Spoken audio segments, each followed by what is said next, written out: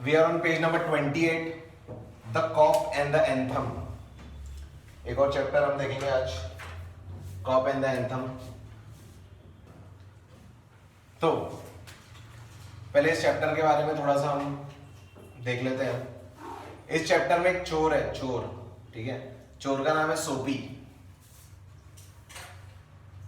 SOAPY, सोपी। तो सोपी का मतलब होता है कि सोप की तरह, साबुन की तरह, ऐसा कुछ। मराठी में उसके अलग अलग मीनिंग है, आसान, सोपर, सोपी, पता नहीं ऐसा कुछ होता है, वो पता है मुझे, ठीक है। लेकिन यहाँ पर ये इसका नाम है, नाउन है। अब ये बंदा है, ये इसको कुछ काम नहीं करना है, इसको जेल जाना है।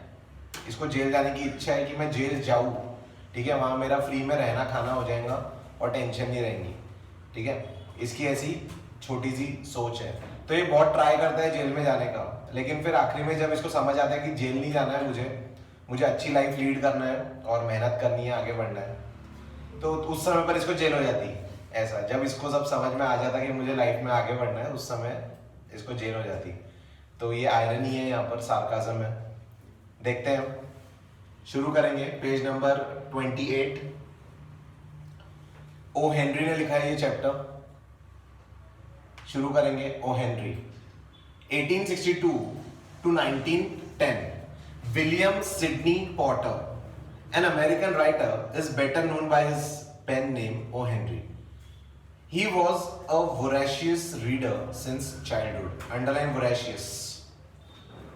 He started a humorous weekly, The Rolling Stone, and when the venture failed, he joined the Houston Post as a reporter, columnist, and occasional cartoonist. तो इसने अलग अलग जगह एज अ राइटर काम किया है, अलग अलग न्यूज़पेपर्स में, मैगजीन्स में, बहुत सारी जगह काम किया है। वोरेशियस, वोरेशियस का मतलब ईगर, EAGER, ईगर, या हम बोल सकते हैं एंथुजियास्टिक। ईगर या फिर एंथुजियास्टिक रीडर था ये।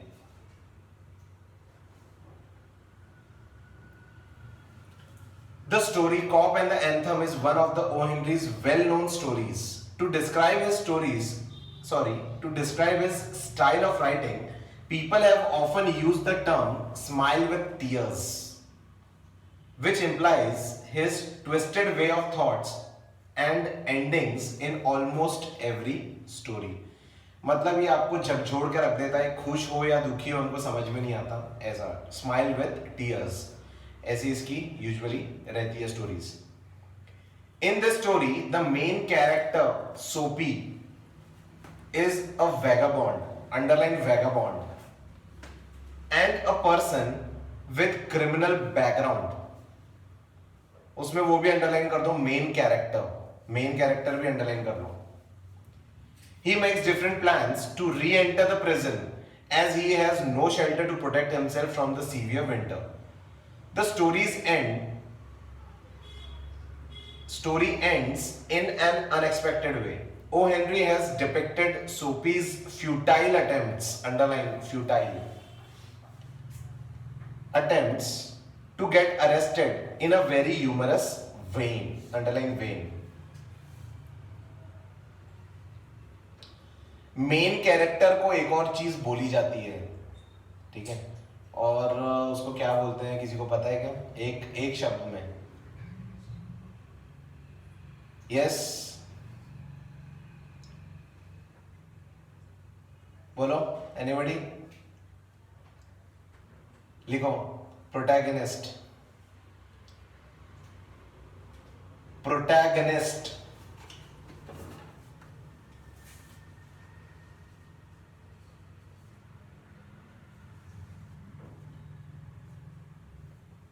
और वही अगर जो इसका ऑपोजिट होता है एंटागनिस्ट, ठीक है।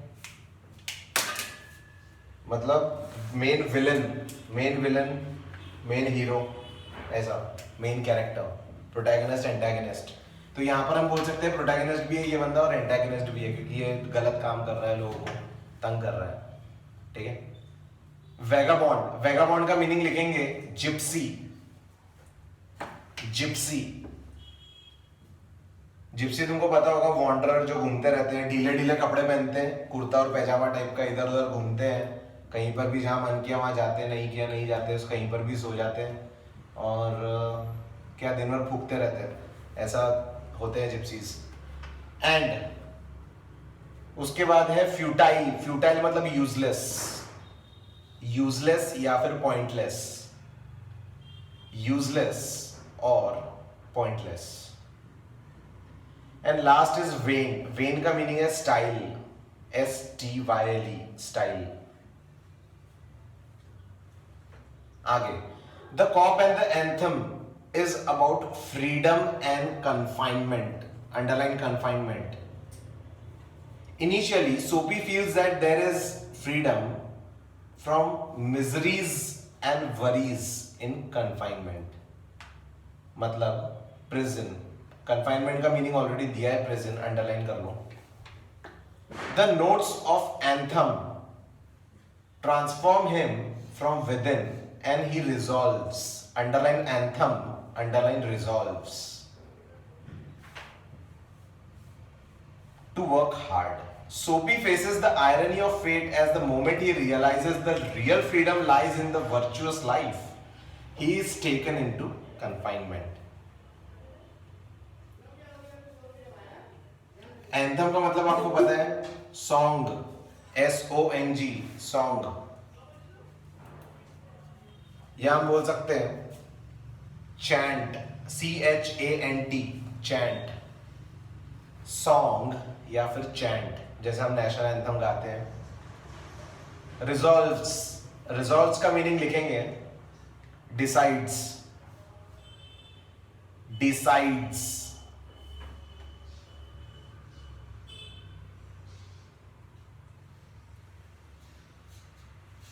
शुरू करेंगे the cop and the anthem. First paragraph. Soapy left his bench and strolled out of the square and across the level sea of asphalt, underline asphalt, where Broadway and Fifth Avenue flow together. Up Broadway he turned and stopped at a luxurious cafe. ठीक है, तो ये कहीं तो भी बैठा था, वहां से ये उठा और चलने लगा, फिर इसको दो रास्ते मिले, ठीक है, और दो रास्ते पर वो एक रास्ते पर चल पड़ा, ब्रॉडवे की तरफ वो चल पड़ा, ऐसा। एस्फाल्ट का मतलब है ग्रैनुअल्स ऑफ स्टोन, मतलब छोटे छोटे स्टोन, जो रास्ता जब बन रहा है तो वहां पर स्टोन वगैरह होते हैं छोटे छोटे, वैसे granules of stone. Country side में जैसे पक्की सड़क नहीं होती तो फिर ग्रैनुअल्स ऑफ स्टोन होता है, वैसे कुछ। तो वहां पर वो चलने लगा towards luxurious cafe. Soapy had confidence in himself from the lowest button of his vest upward. इसका मीनिंग क्या है, lowest button of his vest upward, मतलब उसको नीचे से ऊपर के पार्ट में कॉन्फिडेंस था, लेकिन वो इसमें कॉन्फिडेंट नहीं था कि उसने जो लोअर पहना है अपना पैजामा पैंट या जो भी, ठीक है, उसमें उसको कॉन्फिडेंस नहीं था। उसको पता था ऊपर का देखकर कोई भी मुझे अपना लेगा, लेकिन नीचे का देखकर कोई अपनाएगा नहीं, ऐसा, मतलब मुझे अच्छे रेस्टोरेंट में जाने का मौका नहीं मिलेगा। तो वेस्ट, वेस्ट का मतलब लिख सकते हैं jacket, jacket. Lowest button of his vest बोला है, इसलिए हम जैकेट लिख रहे हैं, जैकेट में यूजुअली बटन्स होती है, या हम शर्ट भी बोल सकते हैं। वेस्ट का मतलब बनियान भी होता है, जो बनियान हम पहनते हैं, लेकिन यहाँ पर बनियान में तो कोई बटन नहीं होती, इसीलिए, ठीक है। He was shaven and his coat was trim and his neat black bow had been presented to him by a lady missionary on Thanksgiving Day. If only he could reach a table in the restaurant unsuspected, success would be his. The portion of him that would show above the table would raise no doubt in the waiter's mind. A roasted mallard duck, underline. Roasted Malad duck वैसे कुछ underline करने लायक नहीं है। Roasted मतलब cooked, cooked duck. ये सोच रहा था, ये सपने देख रहा था कि मैं बढ़िया जाकर वहां पर एक डक खाऊंगा, ठीक है, मतलब रोस्टेड, पकी हुई। थॉट सोपी, would be about the thing with a bottle of wine and then some cheese, a cup of coffee and a cigar. $1 for cigar would be enough. The total would not be so high as to call forth any extreme of revenge from the cafe management, and yet the meat would leave him filled and happy for the journey to his winter island. Underline winter island. Winter island. तो Malad duck की बात हो रही है, कुछ ऐसे दिखते हैं मलाड डक, दिखा देता हूं मैं आपको। मलाड डक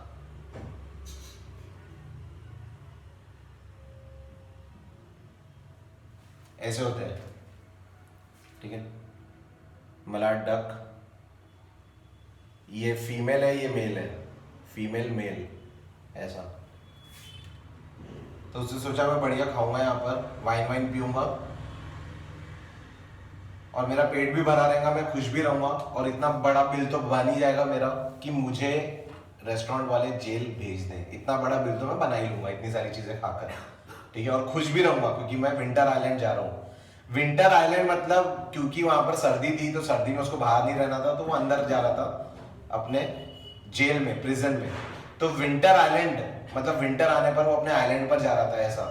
तो अंडरलाइन करेंगे विंटर आइलैंड, लिखेंगे प्रिजन, प्रिजन।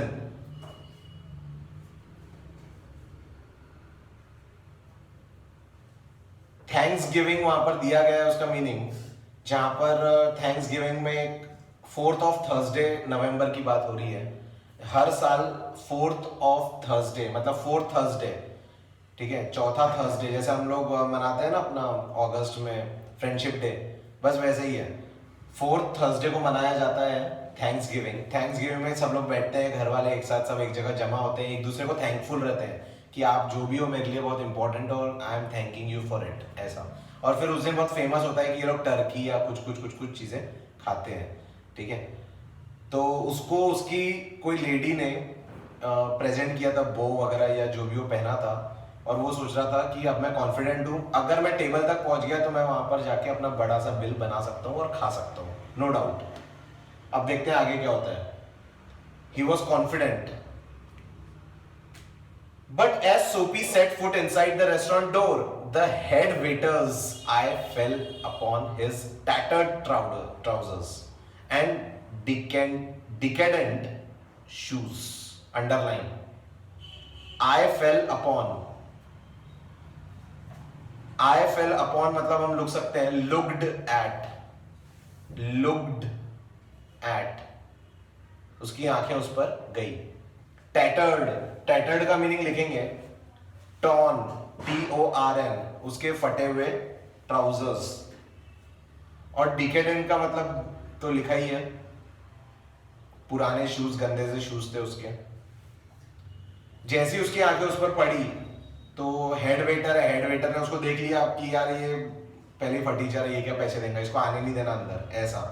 तो जैसी उसकी नजर पड़ी तो क्या हुआ, strong and ready hands turned him about and conveyed him in silence and haste to the sidewalk and averted, underline averted, ऊपर अंडरलाइन करेंगे haste, the ignoble fate of the menaced Millard. Underline menaced. Haste का मतलब लिखेंगे haste मतलब speedy movement. जैसे उसने उसको देखा वो समझ गया कि मुझे अंदर नहीं आने देगा, इमीडिएटली वो पलट कर पेवमेंट की ओर चला गया, साइड वॉक की ओर चला गया वो। एंड अवेटेड का मीनिंग लिखेंगे टर्न अवे, पलट कर वो चला गया, टर्न अवे।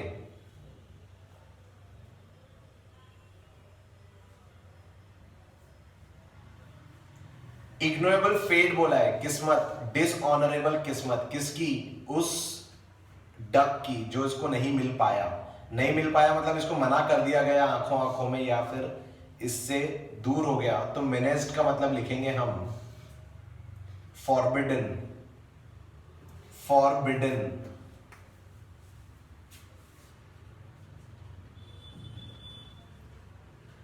जैसे घर वाले आपको मना करते हैं ना, फॉरबिडन, बाहर जाने से, कुछ करने से या जो भी, तो फॉरबिड किया आपको वो करने से, ऐसा। यहां तक किसी को कोई डाउट होगा तो बोल दो, कुछ नहीं समझा होगा। जैसे ही एक पैराग्राफ खत्म हो जाता है तो आप लोग अपने डाउट्स पूछ सकते हो, ठीक है। ये मीनिंग किसका है फॉरबिड? मेनेस्ट का है बेटा, मेनेस्ट।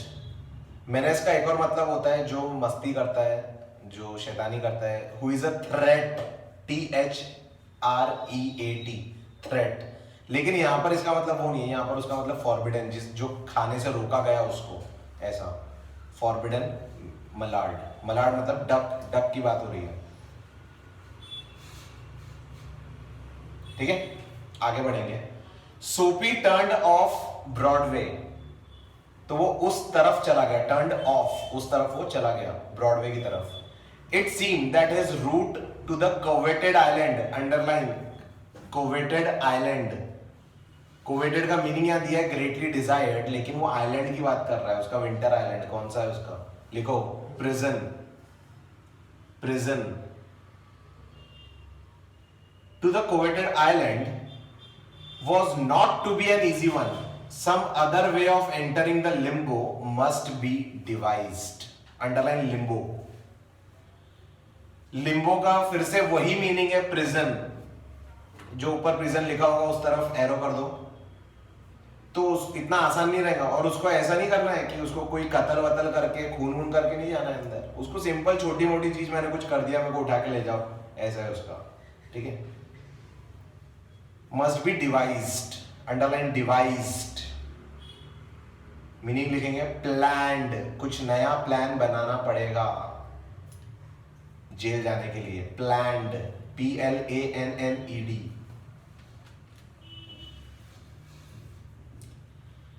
Eight a corner of 6th Avenue, electric lights and cunningly displayed wares, underline cunningly,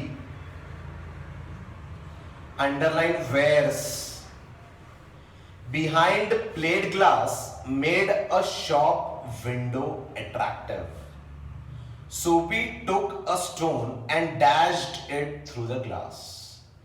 People came running round the corner, a policeman in the lead.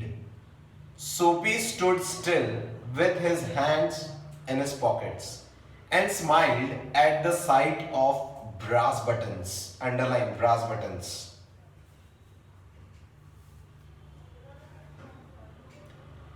तो ये जा रहा था वहां पर, लाइट वाइट चमकती हुई दिखी, शोरूम टाइप दिखा इसको, जिसमें ग्लास था और पीछे कुछ आइटम्स रखे हुए थे। उसने पत्थर उठा के दे मारा, ठीक है, कि अब तो मुझे जेल लेकर ही जाएंगे ये लोग, ऐसा।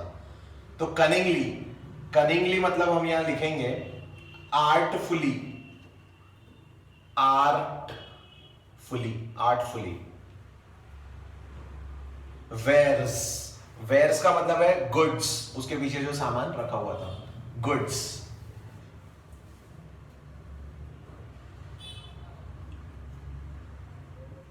And smiled at the sight of brass button. Brass button का मतलब है कॉप, COP, कॉप मतलब पुलिसमैन, कॉप। उसको एक कॉप दिखा और वो खुशी खुशी वहां पर हंसता हुआ रुक गया कि अब मेरे को तो लेकर ही जाएंगे। Where's the man that done that? Inquired the officer agitatedly. Meaning दिया हुआ है, नर्वस था वो, टेंशन में था बंदा, पुलिस वाला, किसने किया ये, किसने किया ये? Don't you think that I might have had something to do with it? Said Soapy with a friendly voice as one greets good fortune. मतलब जैसे हम किसी को बेस्ट ऑफ लक विश करते हैं दिल से, वैसा उसको पूछ रहा है कि तुम्हें ऐसा ही लगता कि शायद इसके पीछे मेरा ही हाथ होगा, ठीक है। तो पुलिसमैन रिफ्यूज्ड टू एक्सेप्ट सोपी इवन एज अ क्लू। मतलब क्लू का मतलब तुमको पता है हिंट, उसको ऐसे हिंट भी नहीं लग रही थी कि ये बंदा हो सकता है। क्यों? Men who smash windows do not remain to chat with the police. They take to their heels. Underline, take to their heels. The policeman saw a man halfway down the block running to catch a car. एक बंदा दूर से भाग रहा था जो एक car पकड़ने के लिए, तो उसको लगा वही होगा पक्के में, ठीक है। With drawn club, underline drawn club, he joined in the pursuit, underline pursuit. Soapy, with disgust in his heart, drifted along, twice unsuccessful. Underline disgust, disgust, and underline drifted, drifted.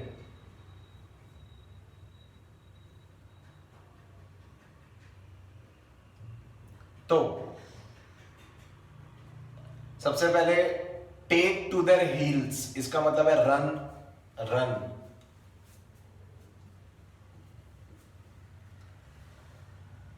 उसके बाद है ड्रॉ क्लब, ड्रॉन क्लब मतलब उसने अपनी gun या stick निकाली और वो उसके पीछे भागा, परसूट, ठीक है। तो परसूट का मीनिंग लिखेंगे पहले चेज, CHASE, चेज, और ड्रॉन क्लब का मीनिंग लिखेंगे टेकिंग आउट, ड्रॉ मतलब निकाला, टेकिंग आउट स्टिक और गन। स्टिक एक होती है पुलिस वालों के पास, वो स्टिक की बात हो रही है, स्टिक और गन।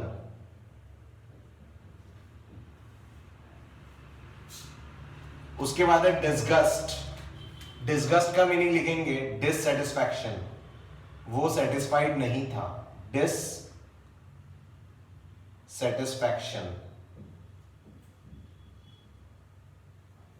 ड्रिफ्टेड मतलब वॉक्ड स्लोली, धीरे धीरे चल के वो चला गया वहां से कि अब मुझे फिर से ये अंदर बंद नहीं करेंगे, फिर से अनसक्सेसफुल।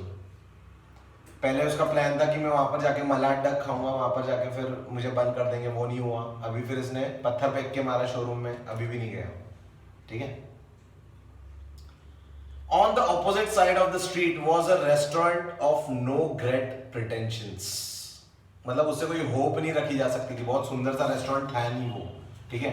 तो यहां हम लिख सकते हैं नो ग्रेट होप, HOPE हम लिख सकते हैं यहां पर, hope. It catered to large appetites and modest purses, बहुत ही सुंदर लाइन है ये, ठीक है। It catered to large appetites and modest purses, इसका मीनिंग क्या होगा?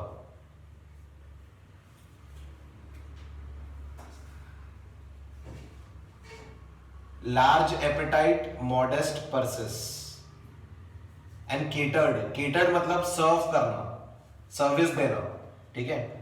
लार्ज एपेटाइट मतलब ज्यादा भूखे लोग और जिनके पास पैसा कम है, मॉडेस्ट पीपल, ठीक है। तो वहां पर खाना भी सस्ता था।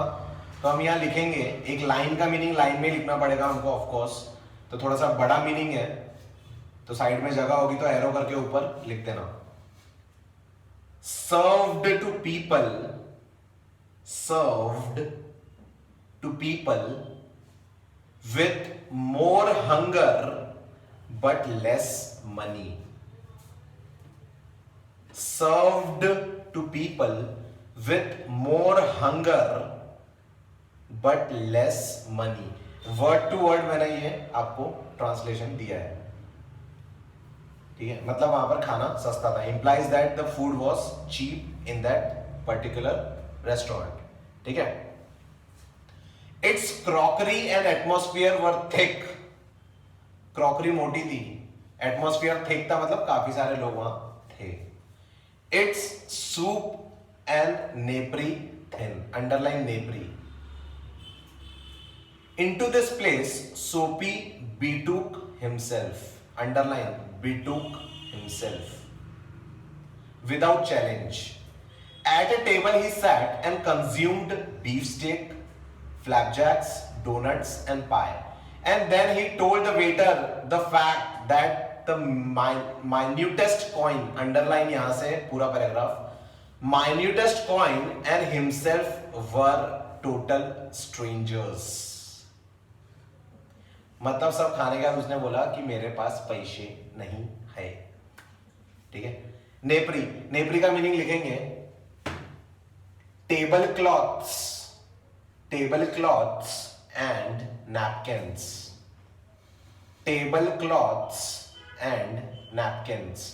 चीजें मोटी थी, मोटी चीज इसलिए रखी जाती है ऐसी जगहों पर ताकि वो टूटे ना गिरने के बाद, ठीक है। तो चीजें उसकी मोटी थी, लेकिन सूप, सूप और उसके टेबल क्लॉथ वगैरह सब पतले पतले थे, मतलब कुछ काम के नहीं थे ऐसा। और ज्यादा लोगों को सर्व करना है, कम पैसे में सर्व करना है, तो ऑब्वियसली सूप पतला ही बनाना पड़ेगा उनको। बी टुक हिमसेल्फ मतलब वेंट, वो गया, वेंट, ठीक है। और आखिरी में minutest coin and himself were total strangers, उसका मतलब है he had no money, he had no money, उसके पास पैसा नहीं था।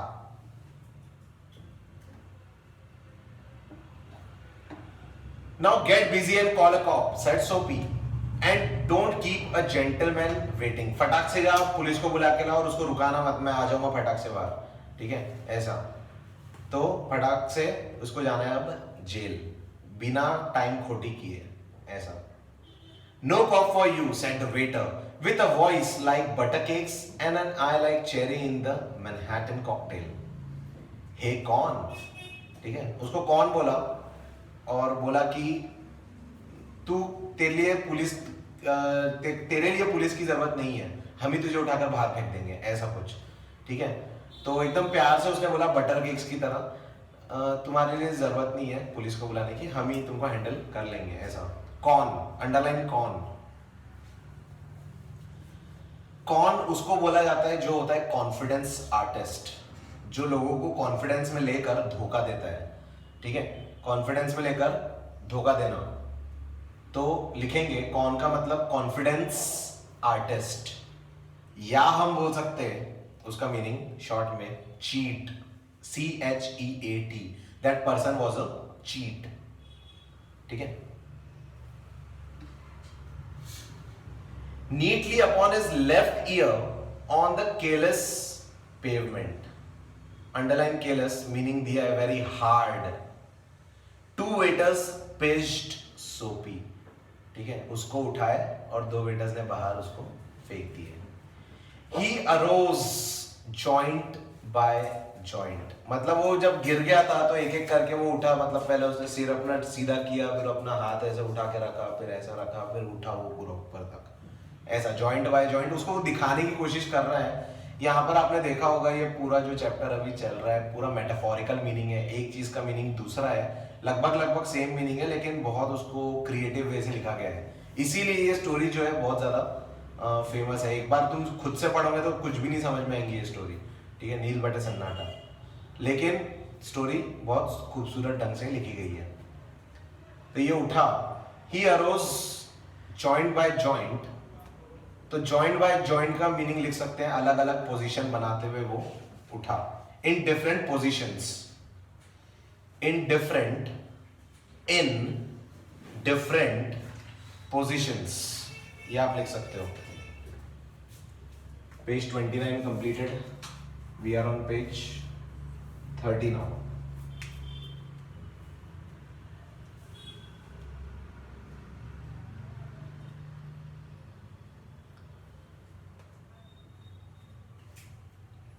He arose joint by joint as a carpenter's rule opens and dusted his clothes.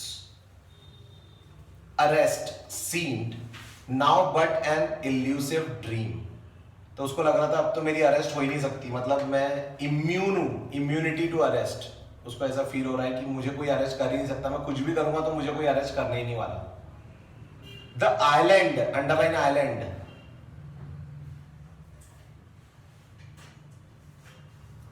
island seemed very far away.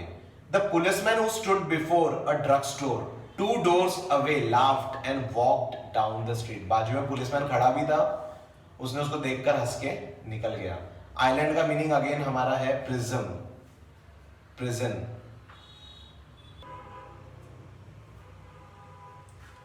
ऊपर लिखा है कारपेंटर्स रूल, कारपेंटर्स रूल, उसको underline करेंगे first line में, कारपेंटर्स रूल। रूल का मीनिंग पहले लिखेंगे अलग से, रूलर। रूलर आपको पता होगा,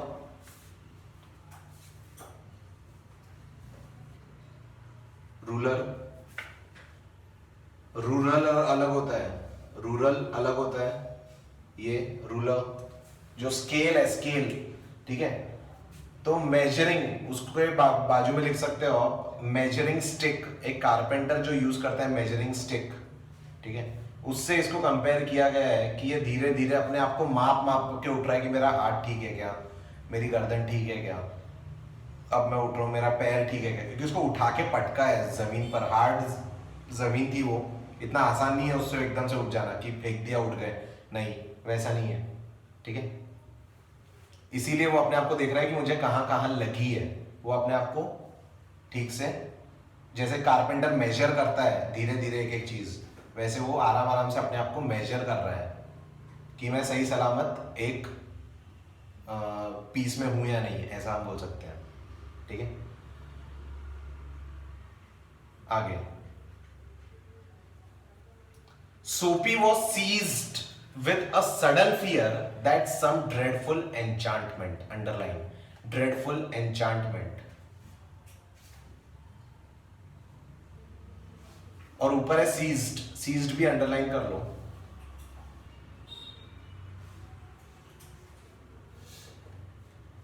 Dreadful enchantment had rendered him immune to arrest, underline करो, immune to arrest। इसका मीनिंग आपको पता है, ये सिर्फ हमको याद रहना चाहिए इसलिए अंडरलाइन करवाया। He was in a state of panic, and when he came upon another policeman laughing grandly in front of a glittering theatre, he caught at the immediate straw of disorderly conduct। मतलब अब इसने कुछ नया सोचा कि मैं अब कुछ गलत करूंगा और फिर से अंदर हो जाऊंगा, ऐसा ये अपना सोच रहा है, ठीक है। सीज्ड, सीज्ड का मीनिंग वैसे तो होता है कि कोई भी चीज को ये कर लेना, अपना किसी जब्त कर लेना, जब्त, ठीक है, जब्त करके अपने पास रख लेना, कॉन्फिस्केट जिसको हम बोल सकते हैं, ठीक है। लेकिन यहाँ पर वो मीनिंग नहीं है उसका, यहाँ पर दूसरा मीनिंग है। सीज का मतलब वो कुछ देर के लिए रुक गया, मतलब क्योंकि वो गिरा था ना अभी अभी, गिरने के बाद इंसान क्या कैसा होता है, कुछ देर तक कुछ समझ में नहीं आता, रुक जाता है वो, ठीक है। तो इसका मतलब हम लिख सकते हैं स्टॉप्ड, लिख लो स्टॉप्ड, वो रुक गया एकदम, कुछ उसने किया नहीं, उसके दिमाग में थॉट्स चल रहे हैं इसलिए वो रुका हुआ है एक जगह पर, स्टॉप्ड। तो यहां हम बोल सकते हैं कि वो रुक गया क्योंकि उसके दिमाग में चल रहा था कि मेरे ऊपर किसी ने जादू कर दिया है कि मैं इम्यून हूं अरेस्ट से, ठीक है। तो यहां अंडरलाइन करेंगे ड्रेडफुल एन्चांटमेंट, उसका मीनिंग लिखेंगे horrible magic, horrible magic.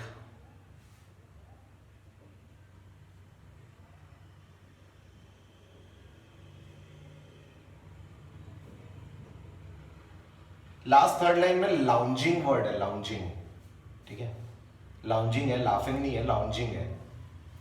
When he came upon another policeman lounging grandly in front of a glittering theatre, lounging का मीनिंग क्या होगा, एनीबॉडी?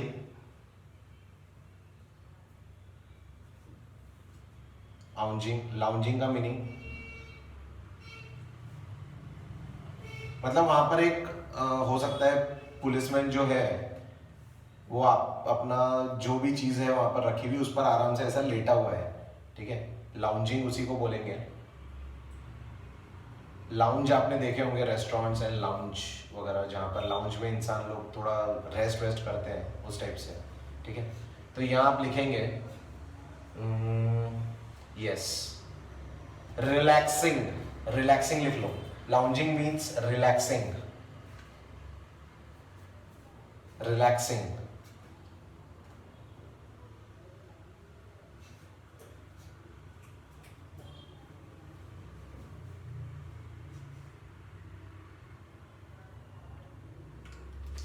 स्ट्रॉ,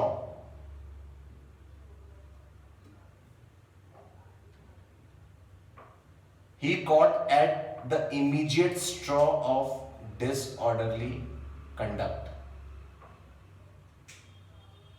स्ट्रॉ का मीनिंग यहाँ पर अलग अलग स्ट्रॉ होते हैं, ठीक है। एक स्ट्रॉ तो वो होता है जो हम जिससे हम कुछ भी चीज़ पीते हैं। एक स्ट्रॉ वो होता है जो जहाँ पर तबेले में जो खाना वाना रखा जाता है जानवरों के लिए, उसको भी स्ट्रॉज बोलते हैं, ठीक है। एंड यहाँ पर है ग्रुप ऑफ पीपल, हम बोल सकते हैं ग्रुप ऑफ पीपल, ठीक है।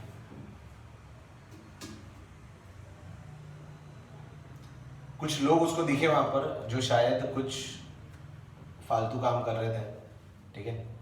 तो हो सकता है कि ये उनको जाकर ज्वाइन कर ले आगे अपना सोपी, ऐसे है। तो आज का क्लास हम यहीं तक रखते हैं, कल इस चैप्टर को हम फिनिश करेंगे, ठीक है। तो आज के लिए इतना ही। See you tomorrow, tata bye bye.